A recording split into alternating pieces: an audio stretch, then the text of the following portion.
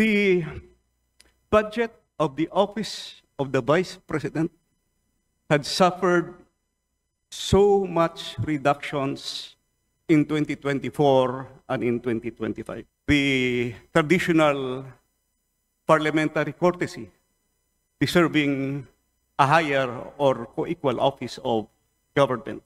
Mahaba yung discussion. Hindi ko lang maintindihan kung bakit diretso magtatanong yung mga kasama natin to a higher office, which is the office of the Vice President. We argued there. At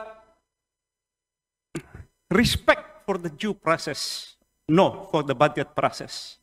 How can we respect the budget process? Let me say this. My only hope is that all things will be corrected in this Congress.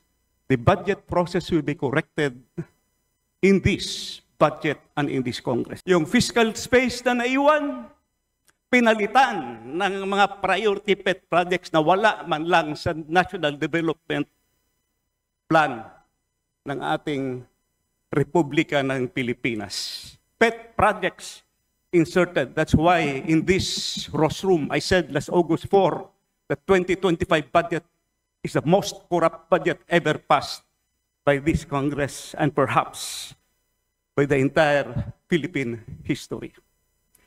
Ginalaw, program appropriations, and program appropriations may ongoing releases pa. Alam niyo kung anong worry ko?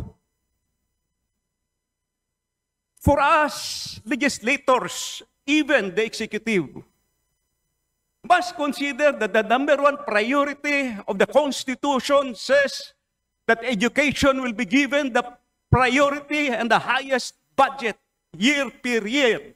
Sa 2025 budget, nahabol ng DPWH ang total infrastructure budget.